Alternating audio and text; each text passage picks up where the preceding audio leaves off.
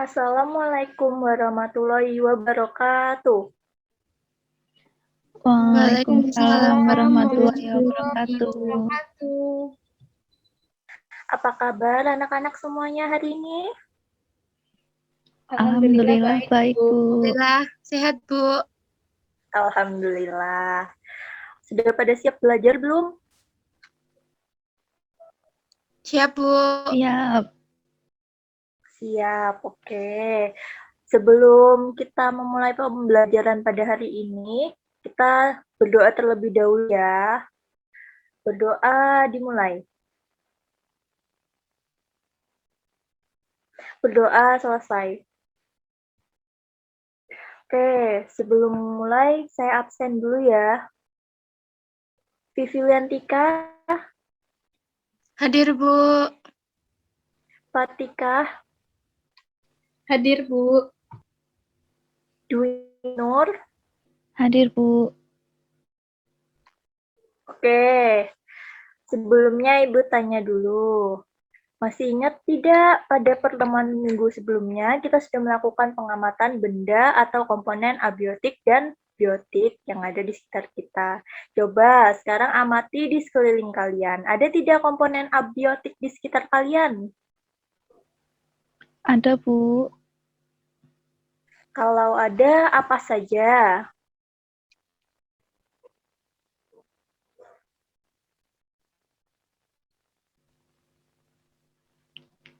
Seperti ballpoint, buku. Oke, bagus Mbak Via. Kalau gitu, bagaimana ciri-ciri benda tersebut? Ciri-cirinya itu, Bu, keras, bentuknya tetap tidak berubah. Untuk yang cair, bentuknya mengikuti wadah, Bu. Ya, bagus. Sekarang Ibu tanya, dari karakteristik yang sudah kalian sebutkan, bagaimana wujud benda tersebut? Benda apa saja yang termasuk padat, cair, dan gas? Yang termasuk padat itu contohnya seperti buku. Lalu yang cair contohnya air minum. Dan gas itu seperti udara, Bu. Ya, bagus sekali Mbak Via, terima kasih. Oke, sekarang Ibu akan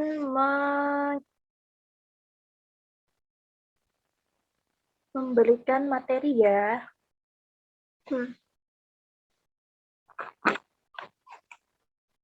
Apakah PPT Ibu sudah terlihat?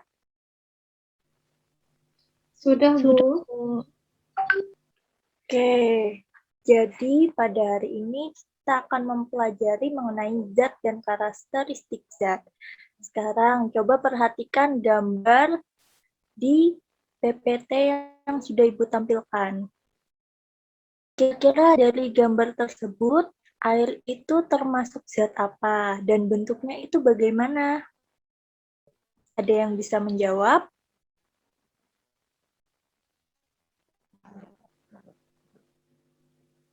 Air termasuk zat cair, Bu.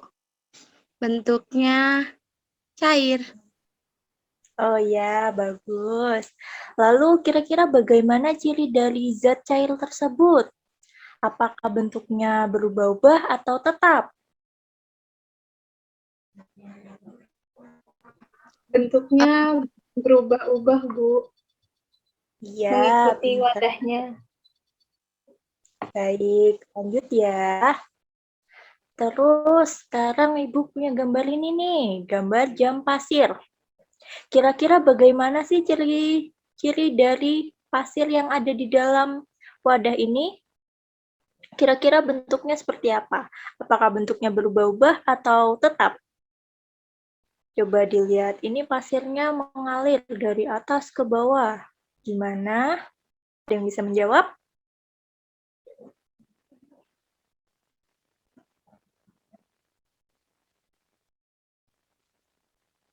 Coba Mbak Tika, kira-kira bentuknya seperti apa? Berubah-ubah atau tetap? Tetap, Bu, karena dia partikelnya saja yang berukuran kecil. Oh, baik, pinter sekali. Coba dari penjelasan yang kamu sebutkan, kira-kira pasir ini termasuk zat apa? Bentuk wujudnya apa? Termasuk zat padat, Bu. Oke, Bentuknya baik. tetap. Baik, terima kasih Mbak Tika. Kita lanjut ya.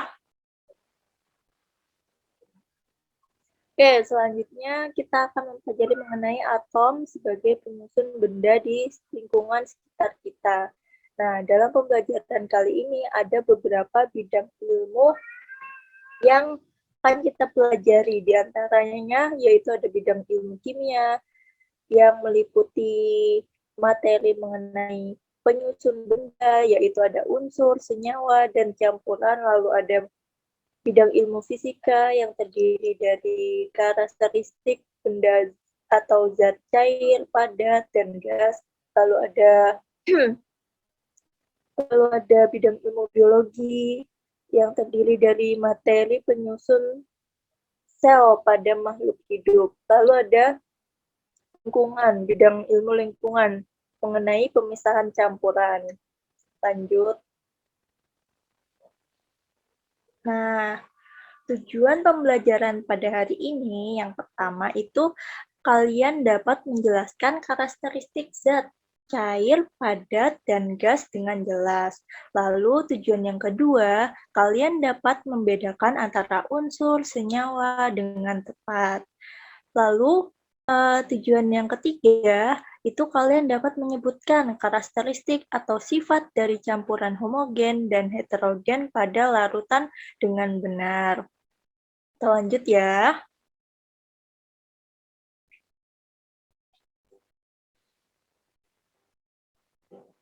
Nah, sebelumnya, dari tadi kita ngomongin zat-zat. Zat itu apa? Zat itu adalah sesuatu yang memiliki massa dan menempati ruang atau memiliki volume. Nah, lanjut. Nah, zat atau materi itu dibagi menjadi dua, zat tunggal dan campuran. Zat tunggal itu dibagi lagi menjadi dua, ada unsur dan senyawa. Nah, unsur itu terdiri atas atom-atom. Nah, senyawa itu terdiri dari dua atau lebih unsur. Lalu campuran itu terdiri atas dua atau lebih zat tunggal. Campuran ini dibagi lagi menjadi dua, campuran homogen dan heterogen. Nah, mari kita masuk ke materi yang selanjutnya. Nah, definisi dari atom, unsur, dan senyawa. Atom itu merupakan unit terkecil penyusun materi yang tidak dapat dibagi lagi. Jadi, atom ini sudah paling kecil yang tidak dapat dibagi lagi, baik itu dengan reaksi kimia atau fisika. Lanjut, ada unsur. Unsur itu zat tunggal yang tidak dapat diuraikan lagi menjadi zat yang lebih sederhana melalui reaksi kimia ataupun fisika. Jadi unsur ini biasanya terdiri atas satu jenis atom saja. Contohnya ini ada tembaga. Rumusnya Cu. Lalu ada senyawa. Senyawa itu merupakan zat yang tersusun dari dua unsur atau lebih yang dapat diuraikan menjadi zat-zat lain yang lebih sederhana melalui reaksi kimia ataupun fisika. Nah, contoh dari senyawa itu ada air, H2O, dua atom hidrogen dan O. Jadi senyawa ini terdiri atas dua atau lebih unsur. Lanjut. Nah, unsur. Unsur itu dapat dibagi lagi menjadi dua jenis, yaitu unsur logam dan non-logam. Nah, unsur logam itu biasanya memiliki ciri-ciri titik leburnya itu rendah, lalu memiliki warna yang putih mengkilap, dapat ditempa, dan mampu menghantarkan kalor. serta dapat menghantarkan arus listrik. Selanjutnya ada unsur non-logam. Unsur non-logam itu memiliki ciri tidak mengkilap, tidak dapat ditempa, dan menghantar arus listrik yang buruk. Jadi kalau unsur logam itu contohnya ada emas. Kalau unsur non-logam itu contohnya ada yodium. Lanjut ya. Selanjutnya ada campuran. Campuran itu merupakan materi yang tersusun dari 2 macam zat atau lebih. Sini dilihat ya kata-kata yang ditebelin ini kuncinya. 2 macam zat atau lebih, di mana zat-zat tersebut tidak terikat secara kimia sehingga dapat dipisahkan kembali dengan cara fisika. Nah, campuran itu tadi sudah dijelaskan di awal, campuran itu dibagi menjadi 2, homogen dan heterogen. Campuran homogen itu merupakan campuran yang setiap bahannya itu sama, baik rasa, warna, dan lain sebagainya. Itu tercampur secara sempurna, tidak ada bidang batas. Nah, berbeda dengan campuran homogen, campuran heterogen itu merupakan campuran yang setiap bagiannya tidak sama, baik rasa maupun warna. Nah, campuran homogen itu tidak tercampur secara sempurna, sehingga terdapat bidang batas yang membedakan antara kedua zat tersebut. Nah, selanjutnya ada pemisahan. Pemisahan campuran itu ada beberapa macam, diantaranya ada filtrasi atau pemisahan cairan dan padatan yang tidak terlarut menggunakan penyaring berdasarkan perbedaan ukuran partikel. Jadi dengan kita mengetahui materi mengenai karakteristik zat, kita akan dapat melakukan pemisahan campuran. Contohnya dengan mengetahui perbedaan ukuran partikel, maka kita dapat melakukan pemisahan dengan menggunakan filtrasi. Ada juga sentrifugasi atau pemisahan campuran zat padat dan cair berdasarkan perbedaan massa jenis dengan cara memutar campuran tersebut pada suatu piringan. Nah, kalau tadi filtrasi berdasarkan perbedaan ukuran, sentrifugasi ini berdasarkan pada perbedaan massa jenis. Lalu ada lagi destilasi. Destilasi itu pemisahan campuran dengan cara penguapan yang diikuti dengan pengembunan.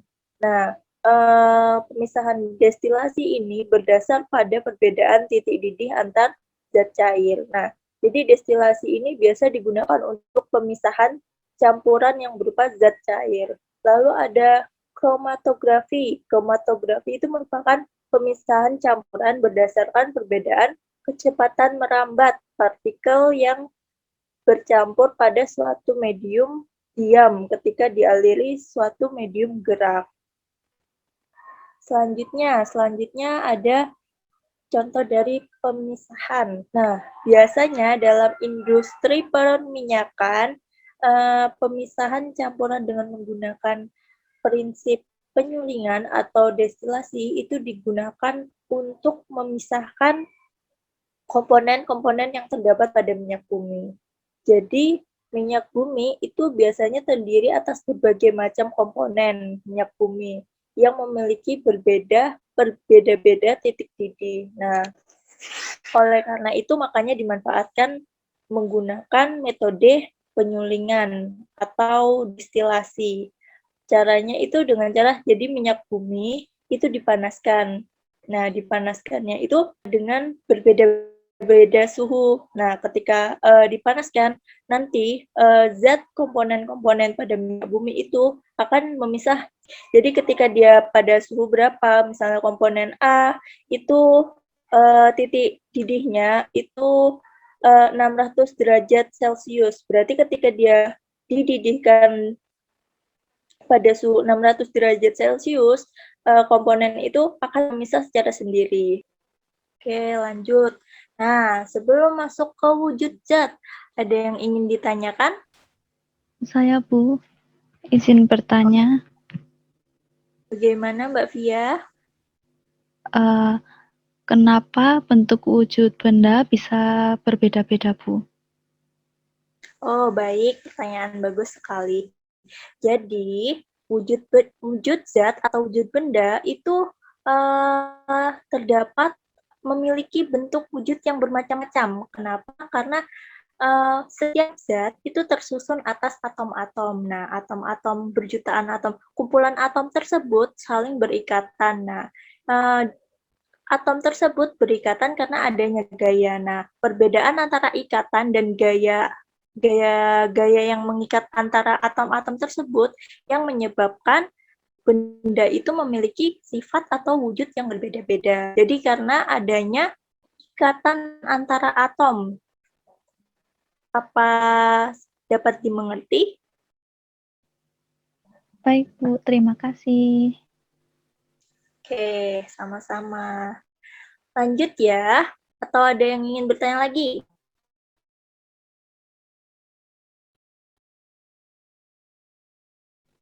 Sepertinya tidak ya. Lanjut ya. Wujud zat. Wujud zat itu ada 3, padat, cair, dan gas. Zat padat itu memiliki ciri, bentuk, dan volumenya tetap. Lalu, gaya tarik antar partikelnya sangat kuat. Karena gaya tarik antar partikelnya sangat kuat, maka jarak antar partikelnya itu sangat rapat. Karena sangat rapat, jadinya partikel-partikel itu tidak dapat bergerak dengan bebas. Lanjut, ada zat cair. Zat cair itu mempunyai volume tetap.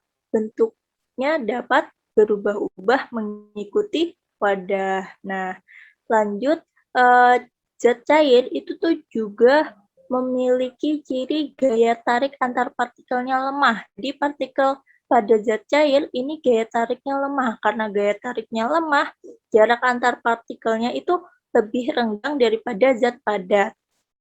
Lanjut, karena jarak antar partikelnya renggang, maka partikel pada zat cair itu dapat bergerak namun terbatas.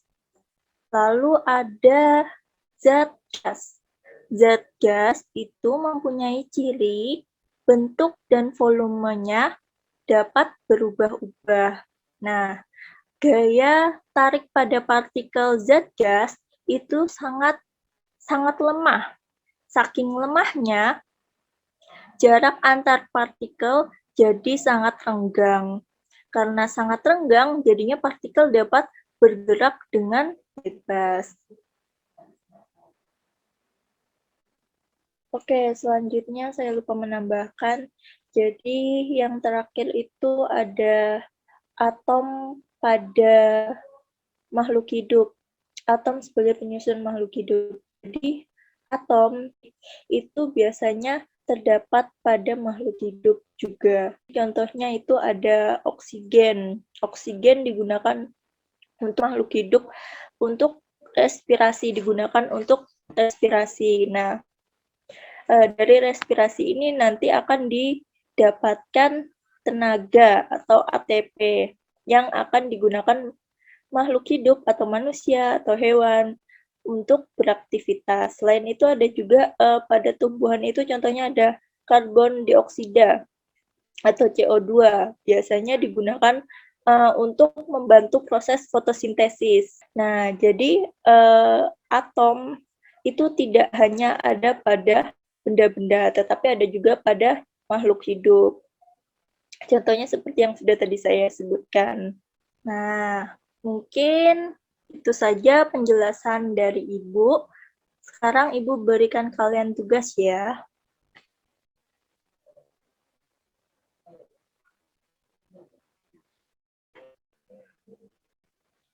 Jadi, pada pertemuan kali ini, Ibu beri tugas kalian untuk melakukan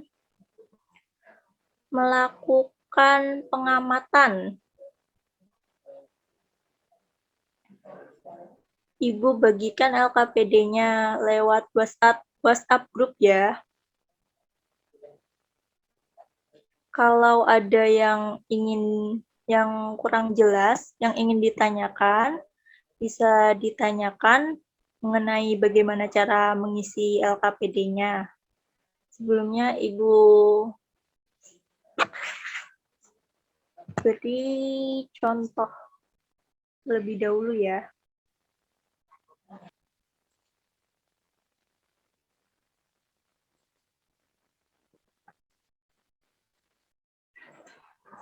Oke, jadi ini LKPD-nya ya, anak-anak. Ini nanti diisi kelasnya, lalu nama kelompok, masing-masing anggotanya siapa saja. Setelah itu, ini ada tujuan percobaan, lalu ada alat bahan yang harus kalian sediakan. Lanjut, langkah percobaan itu, ini percobaannya ada 2 ya. Kalian yang percobaan pertama, kalian mengamati benda di sekitar. Lalu percobaan kedua, kalian mengamati campuran homogen dan heterogen. Nanti diperhatikan ya langkah-langkahnya. Nah, kalau kalian sudah melakukan pengamatan yang pertama, pengamatan benda di sekitar, nanti ditulis di sini bendanya, nama bendanya apa saja, contohnya misalnya penghapus, bentuknya bagaimana, ini nanti dicentang ya, bentuknya tetap atau berubah-ubah, nanti dicentang. Lalu volumenya bagaimana, tetap atau berubah-ubah, nanti dicentang juga. Lalu keterangannya ini nanti diisi bentuk wujud zatnya. Jadi misalnya tadi penghapus.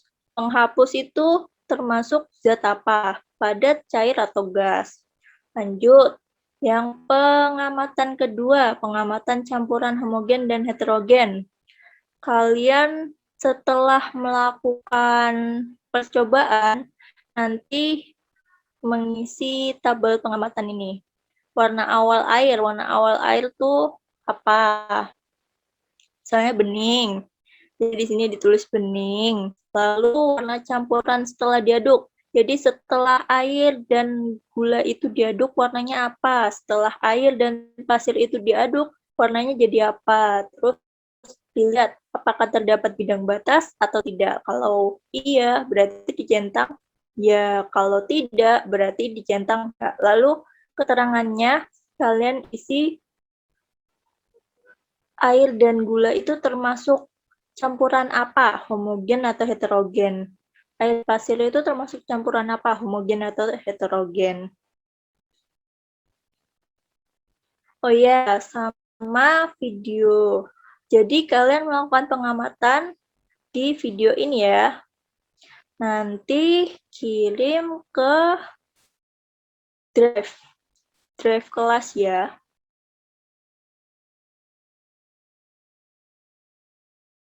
Apakah kalian sudah selesai mengisi LKPD-nya?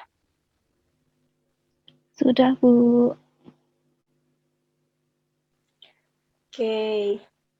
Saya minta tolong ya perwakilan kelompok 1 untuk memaparkan hasil diskusinya.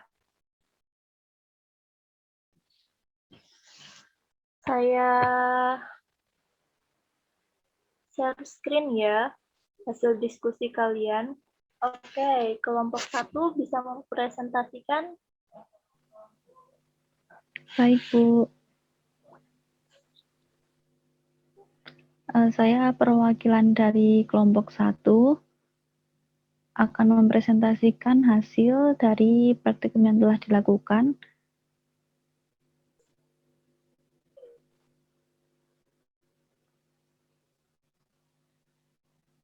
Nah, dari pengamatan benda di sekitar, yang pertama pulpen, bentuknya itu tetap, volumenya juga tetap. Nah, keterangannya pulpen merupakan benda padat. Lalu yang kedua, air sirup, bentuknya itu berubah-ubah, lalu volumenya tetap. Nah, keterangannya air sirup merupakan benda cair. Lalu yang ketiga ada penghapus, bentuknya itu tetap, lalu volumenya juga tetap. Nah, keterangannya penghapus merupakan benda padat. Yang keempat, air putih. Air putih bentuknya berubah-ubah, volumenya tetap, dan keterangannya merupakan benda cair. Lalu ada buku. Buku bentuknya tetap, volumenya tetap, dan keterangannya buku itu merupakan benda padat.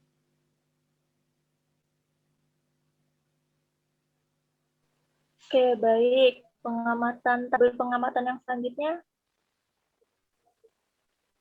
Baik, untuk tabel pengamatan yang selanjutnya yaitu pengamatan campuran heterogen dan homogen.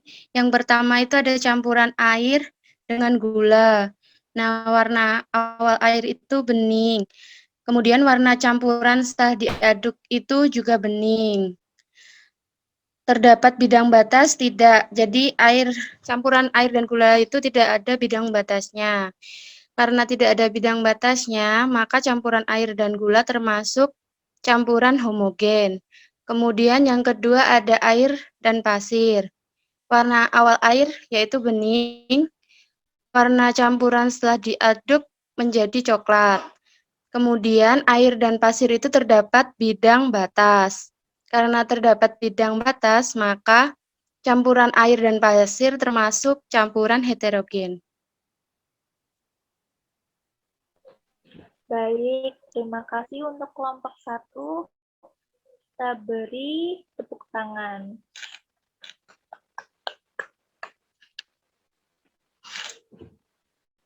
Oke, Bu Bas ya. Hasil analisis yang telah dilakukan oleh kelompok 1 itu sudah benar. Jadi, pulpen, penghapus, buku itu bentuknya tetap. Volumenya juga tetap. Jadi pulpen, kalau misal pulpen ditaruh di gelas, itu bentuknya bakalan tetap seperti pulpen, tidak berubah. Volumenya juga tetap, nggak berubah jadi kecil ataupun besar.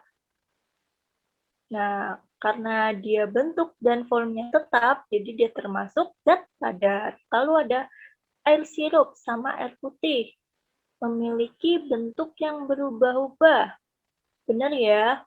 Jadi air sirup atau air putih kalau dituangkan ke piring, itu bentuknya akan menyerupai piring. Kalau dituang ke botol, nanti bentuknya akan mengikuti bentuk botol. Nah, karena bentuknya berubah, volumenya tetap, jadi air sirup dan air putih termasuk zat cair.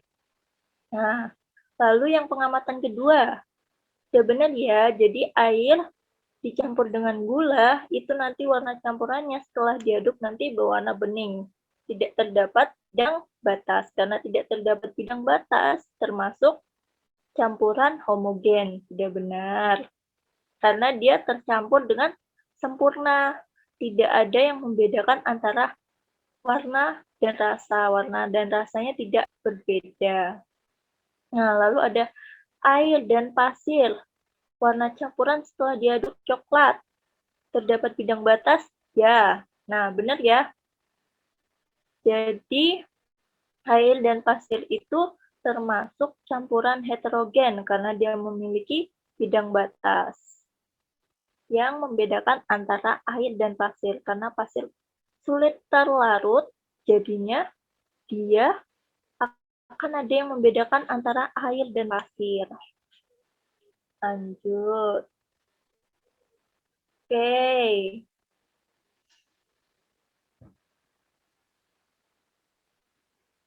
Oke, selanjutnya ada yang bisa menyimpulkan pembelajaran hari ini? Saya, Bu. Baik, silakan Mbak Tika. Jadi kesimpulannya, zat itu dibagi menjadi dua, zat tunggal dan campuran. Zat tunggal itu dibagi lagi menjadi dua, yaitu unsur dan senyawa.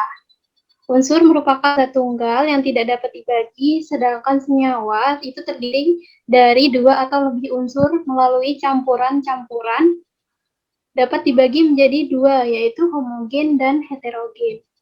Seperti itu, Bu. Baik, terima kasih Mbak Tika. Jadi sudah benar ya. Jadi zat atau materi dibagi menjadi dua, seperti yang sudah dijelaskan sebelumnya, yaitu ada zat tunggal sama campuran. Zat tunggal itu dibagi lagi menjadi dua, yaitu ada unsur dan senyawa. Kalau unsur itu zat tunggal yang tidak dapat diuraikan lagi, senyawa itu zat yang dapat diuraikan lagi dan terdiri dari dua atau lebih unsur.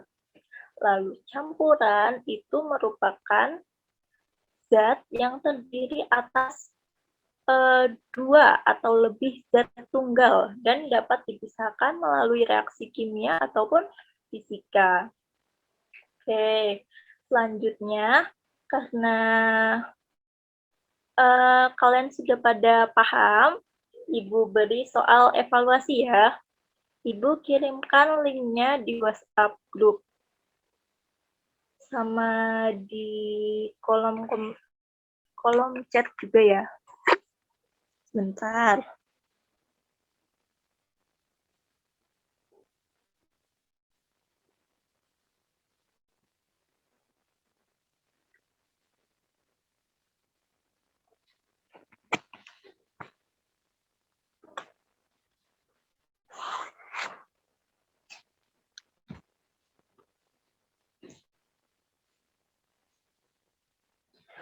Oke, Ibu beri waktu kalian 10 menit untuk mengerjakan soal evaluasi. Baik, Bu.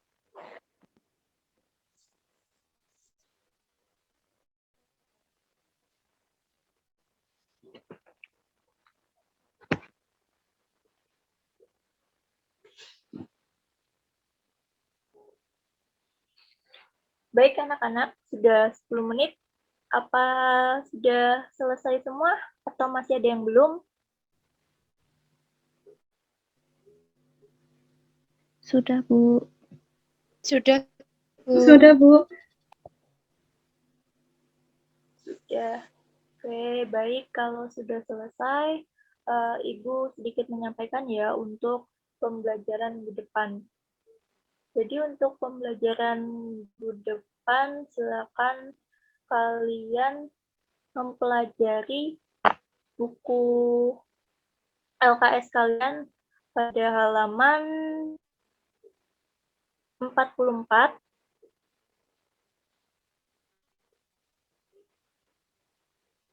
Dan silakan kerjakan tugas uji kompetensinya ya. Baik, Bu. Oke. Mungkin cukup sekian pembelajaran pada hari ini. Terima kasih sudah mendengarkan sampai akhir.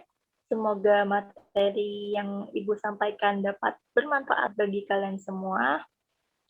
Ibu tutup pembelajaran hari ini. Sebelum Ibu tutup, kita berdoa dulu ya. Berdoa mulai. Berdoa selesai. Baik, Ibu tutup ya pembelajaran pada hari ini. Sekian dari Ibu. Wassalamualaikum warahmatullahi wabarakatuh.